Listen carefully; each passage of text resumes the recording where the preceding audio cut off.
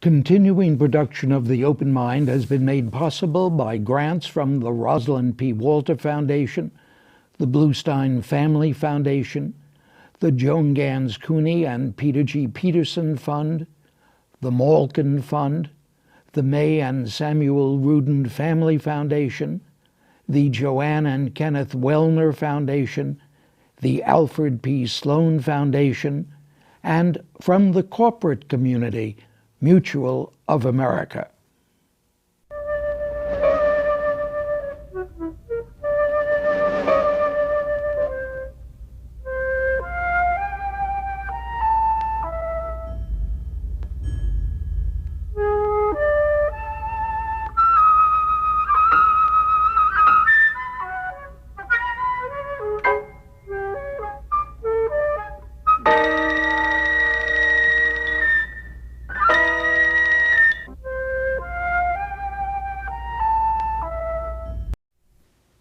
I'm Richard Heffner, your host on The Open Mind, and this program about broadcasting in America in the public interest was occasioned by a visit my wife and I took last September to Franklin Delano Roosevelt's home at Hyde Park, New York, and to St. James Episcopal Church, there where FDR was baptized and where he worshiped, and where the Roosevelt Institute awarded once again its distinguished Four Freedoms medals, thus marking the 70th anniversary of FDR's memorable Four Freedoms speech in 1941.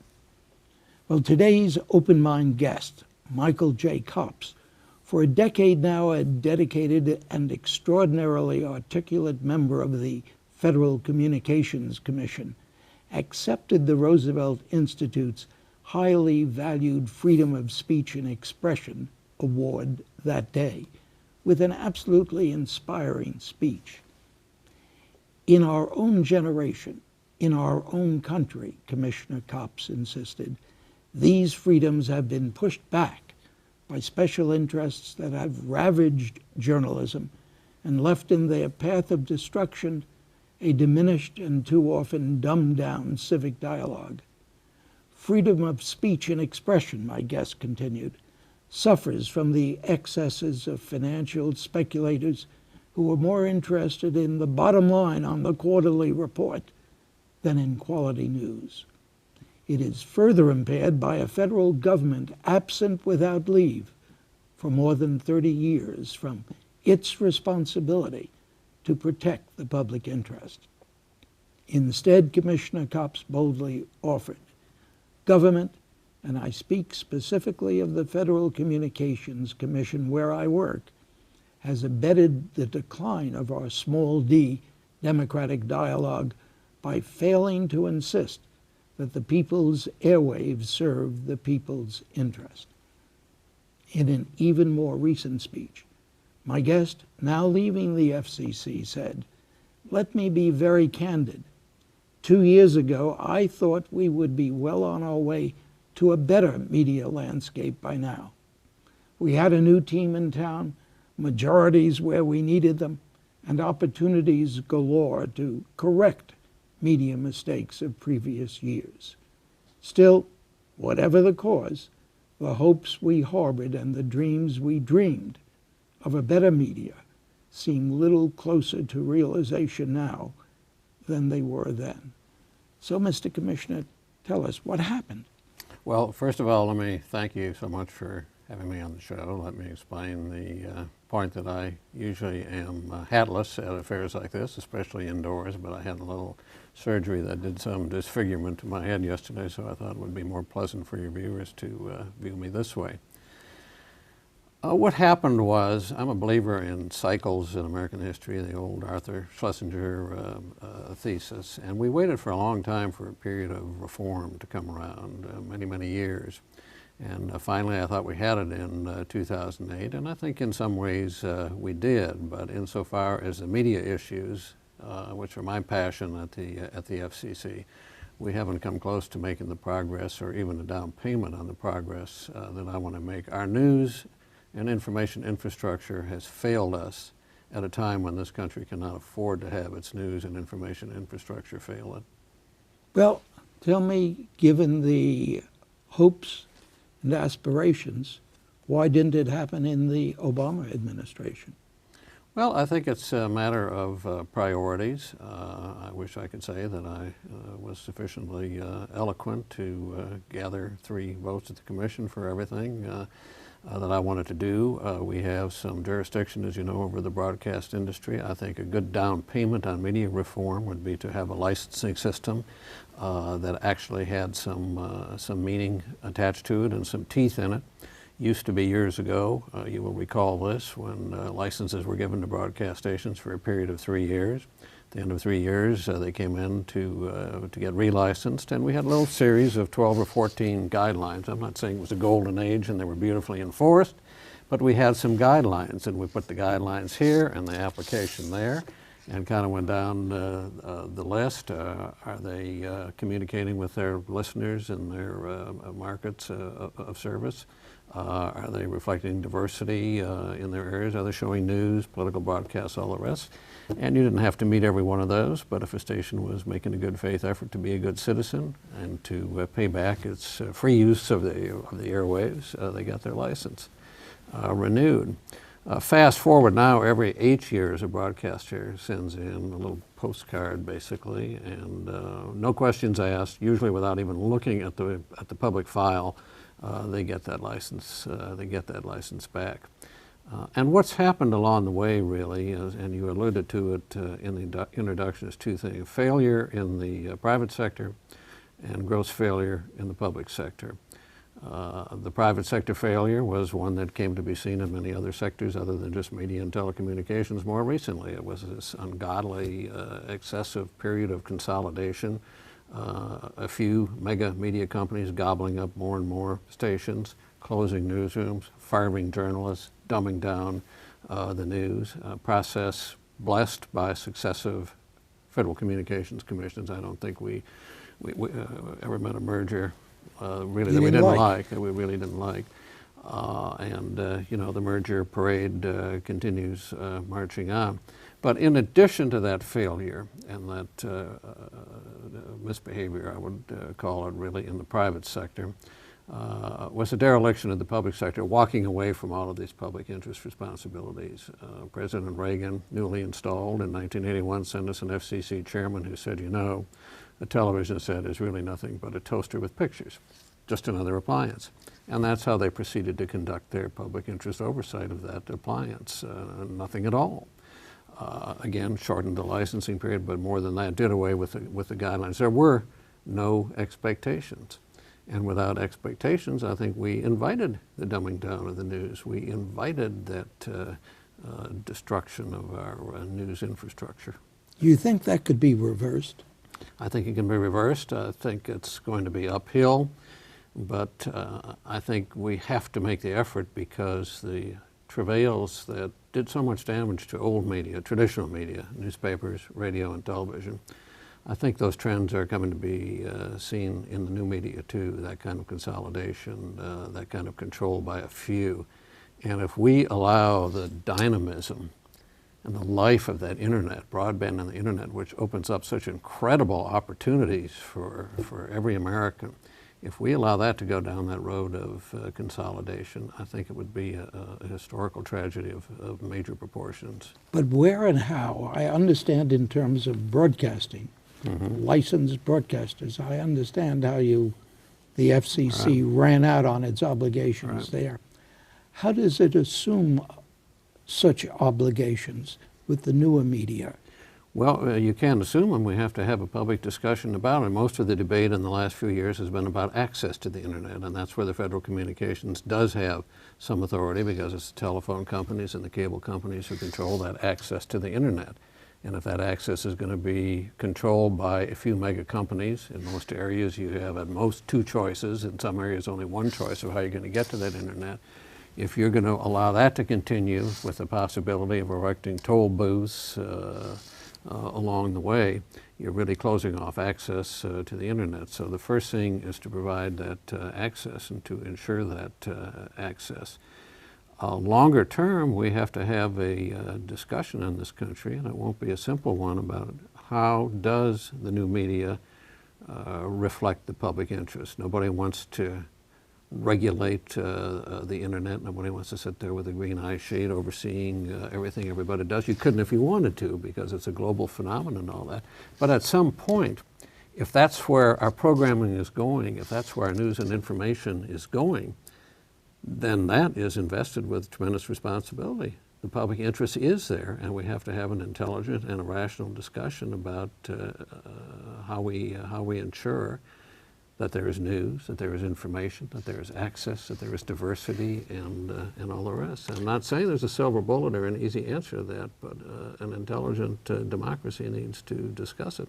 But I gather you are saying that an intelligent democracy willing to discuss it, and its government or its bureaucracy, if you will, discussing it, can arrive. You see room there for even having these new devices serve the public interest. Oh, absolutely. And they should serve. I mean, our new town square should be paved with broadband bricks. And it should open up an opportunity for people not just to speak. I mean, there are very few barriers to getting on the internet. A lot of barriers to being heard. How do you actually get heard? How does... What do you mean by that? Well, any one of us can sit down on the keyboard and write a message and send it into the blogosphere or wherever, but how do we have any guarantee anybody's seeing that? How do we know this is a vehicle that even encourages that sort of dissemination or reception to news and information? 0.5%, I'm told, of the hits on the internet have to do with news. And a goodly percentage, a vast majority of that, like 80 or 90%, is news from traditional sources. So when people say, well, this fella Cops, he's just old-timer, he's talking about radio and television, you got to get with the future. It's a seamless thing. Over 90% of the news that you and I see and hear and look at every day, over 90% of it comes from that newspaper newsroom or the television broadcast newsroom. The problem is there is so much less of it because of all the consolidation, because of that, we've got to pay off this huge transaction fee now for the conglomeration that we just went through. And the first thing that gets cut is what? It's the newsroom, it's the reporter. So we've got in this country thousands and thousands, probably tens of thousands of reporters who are walking the street in search of a job when they should be working the beat in search of a story. You just shudder to think about the stories that are not being told every day that this democracy needs to know, the people who are not being held accountable that need to be held accountable. We've got 27 states, I'm told, that don't have an accredited reporter on Capitol Hill anymore. How do you hold people accountable? How do you hold the Congress accountable? And the first ones tell us. Senator Dodd gave a news conference, I think, shortly before he left, and said, there used to be 11 reporters covering me pretty much every day. No longer. I can see it at the FCC. You want to hold your institutions accountable too. When I first got there 10 years ago, and we had a press conference, there'd be, we'd fill up my my office with reporters. Now there's very few working in this regular beat, and the ones that do are usually the corporate media who are reporting stories back to the company interests and the special interests and the lawyers in town.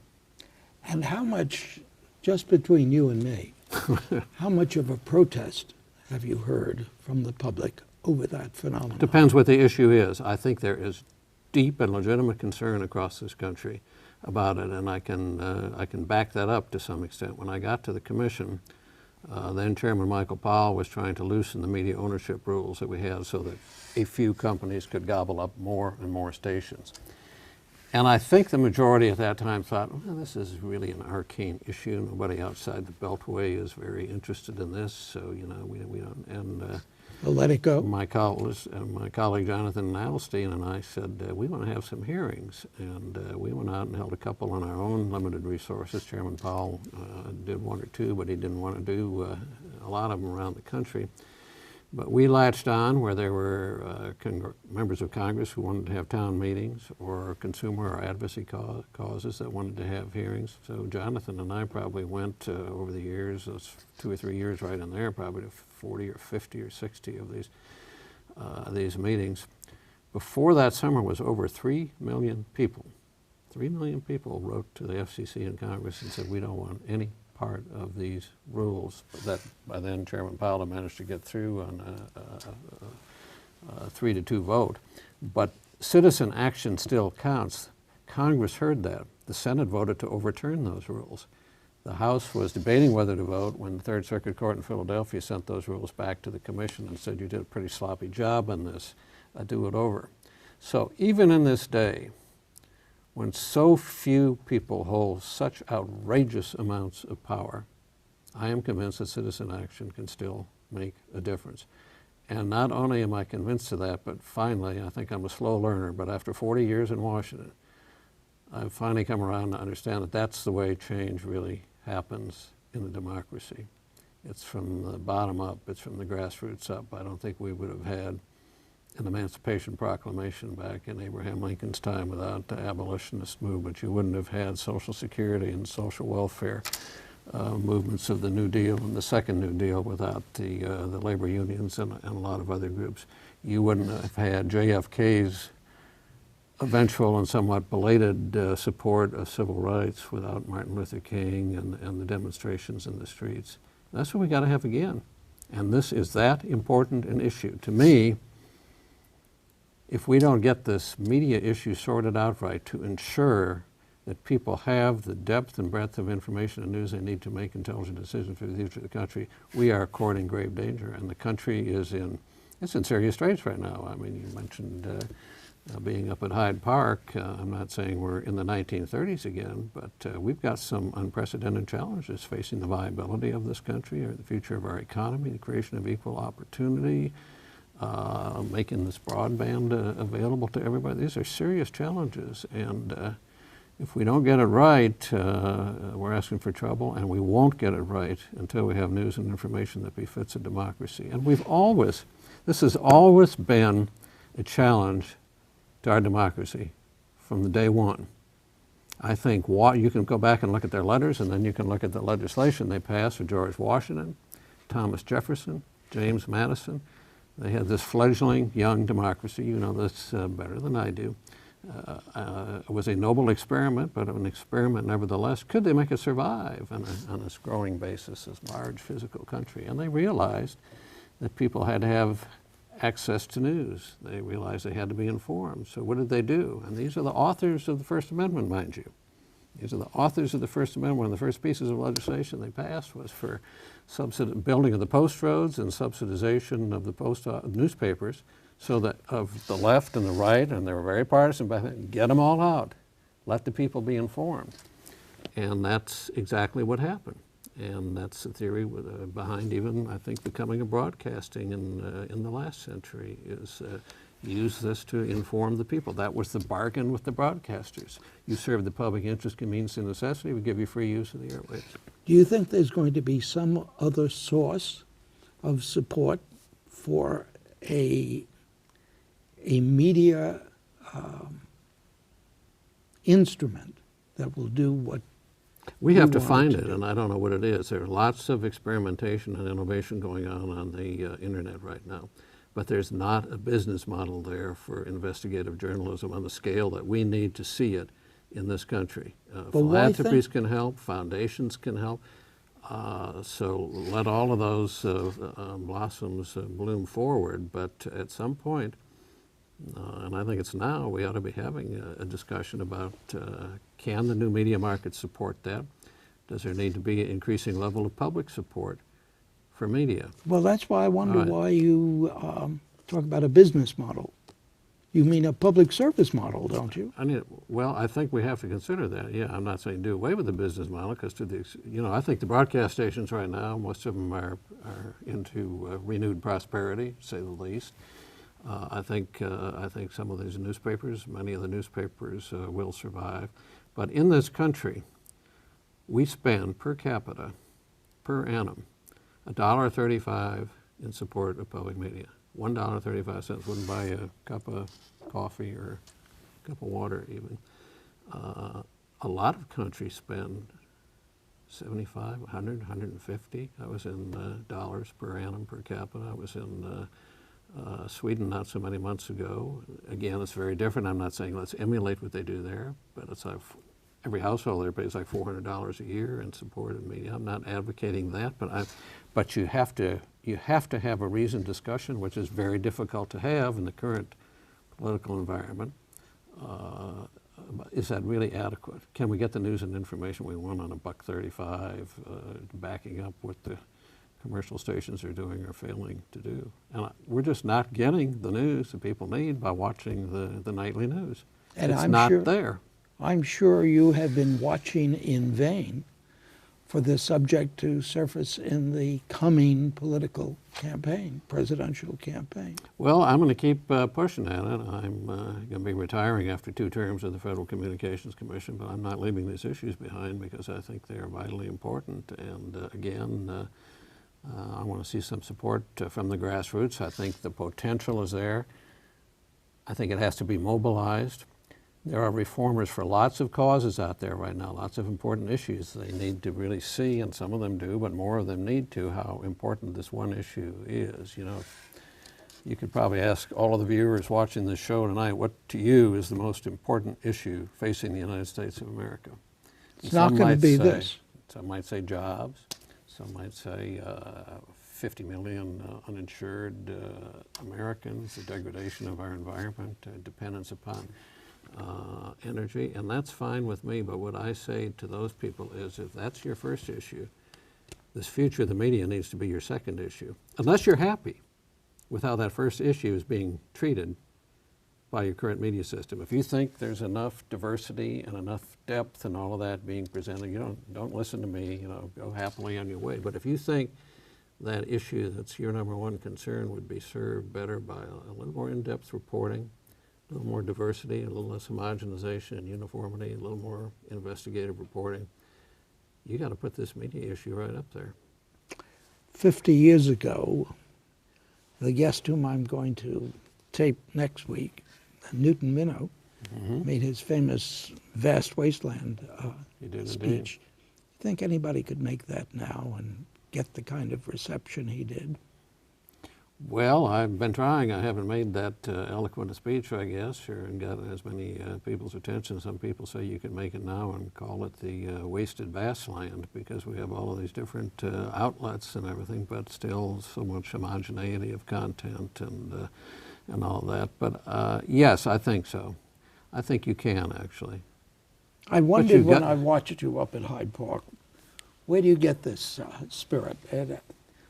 You trained as a historian, I trained as a historian.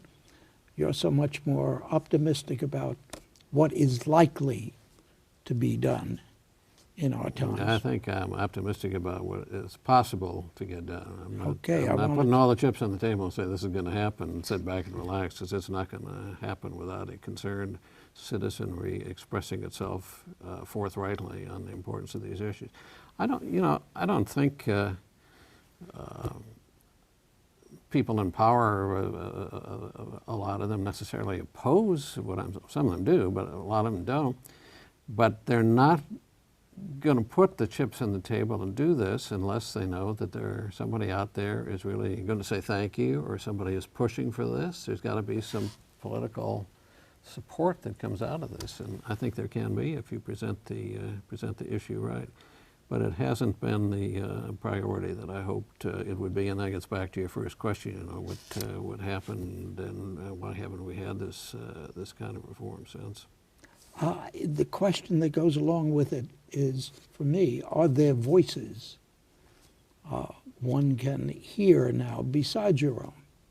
Oh, I think there's lots. I think I think a lot of people are interested right now in this future of journalism.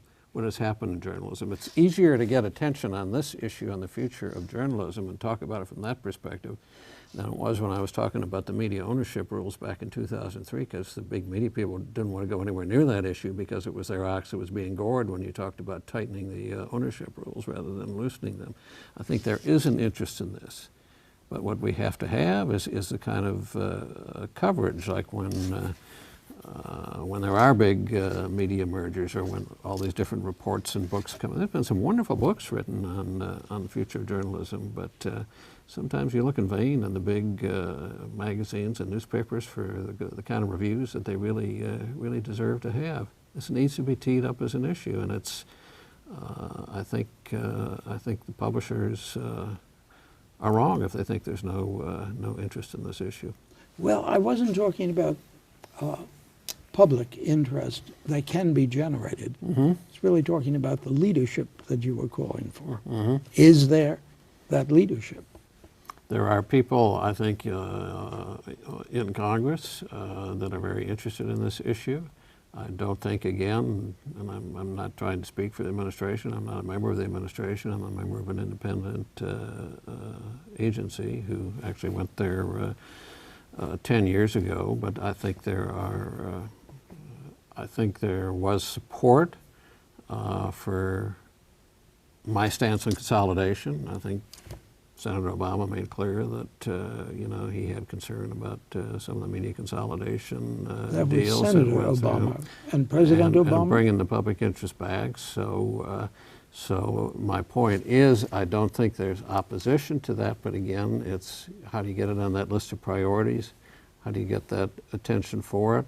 And how do you provide the motivation for them to proceed and get this done? Are you asking for suggestions, or do you think you know that in the years ahead what path you're going to follow? No, I'm looking for suggestions. Because I wanted to ask you, and if you will stay where you are and let us do another program, I want to go back to some of the older FCC questions, like the fairness doctrine, Okay. and equal time, and things like that, because I'm sure you must feel that those issues played an important role in what has happened to broadcasting. I think they did. I think they were important issues. I think we need to frame our policies going forward in the lexicon of the 21st century rather than debating whether we should bring back something that may have been, may still be appropriate, but was perhaps more appropriate back 30 or 40 years ago. Well, our time is up now, and you may tell me my time is up as an old timer. I think that may be the reference that you're making. But stay where you are. We'll do another program. Commissioner, thanks for joining me today. Okay, thank you. And thanks to you in the audience. I hope you'll join us again next time as well. Meanwhile, as an old friend used to say, good night and good luck. And do visit the Open Mind website at 13.org/openmind to reprise this program online right now, or to draw upon our archive of 1,500 or so other Open Mind and related programs. That's 13.org/openmind.